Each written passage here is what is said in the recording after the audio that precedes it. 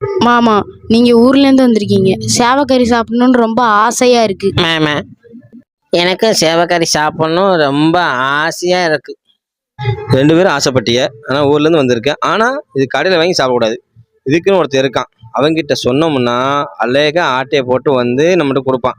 நம்ம சூட்டக்கறி வச்சு சாப்பிடுதோம். ஓகே தானே? ஓகே மாமா.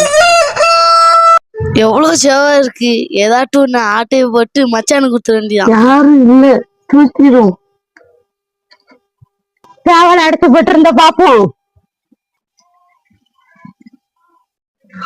ஐயோ, சவாலை காணுமே, மரியம்மன் கோயிலுக்கு எல்லாம் விட்டு இருந்தேன். டே, கறி சூப்பர். ஏன் அம்மா பாக்காங்கடா. சேவலை காணும், அவங்க வாராங்க, அவங்க கிட்ட கேப்போம். நம்ம வீட்டு சேவலை காணும், பாத்தீங்களா? எனக்கு ஒண்ணும் தெரியாது. எனக்கு ஒன்றும் தெரியாது, நான் பார்க்கல. முன்னாடி என்னடா மறைச்சிருக்க? இரும்பு சட்டியும் கரண்டியும். கறி சாப்பிட்டேன். கறி சாப்பிட்டீங்களா? நம்ம வீட்டு சேவை போச்சா? ஐயோ, பதறாத பதறாத, எனக்கு ஒண்ணும் தெரியாது, உன் தம்பிட்டு கேட்டுக்கோ.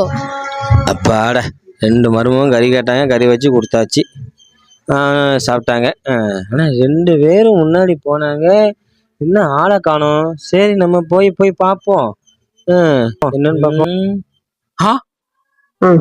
தம்பி, சாவலை பாட்டியா? மச்சான், சேவக்கறி சூப்பரா. ஆஹா, சண்டால நம்ம வீட்டுல இருந்து சேவலை தூக்கிட்டான். அவளுக்கு தெரிஞ்சா தூக்கி போட்டு மிதிப்பாளே. இப்ப என்ன செய்யறது? வரட்டும், அவனை தூக்கி போட்டு நான் மிதிக்கேன். என்னடா தம்பி மணங்குற? சாவலை பாத்தியா இல்லையா? சாவா கறிய நீங்க தாண்டா தின்றுக்கிய, இருக்கணும் குடிக்க விட்டாண்டா. ஆத்தாடி ஆத்தா, நான் தப்பிச்சேன் சாமி.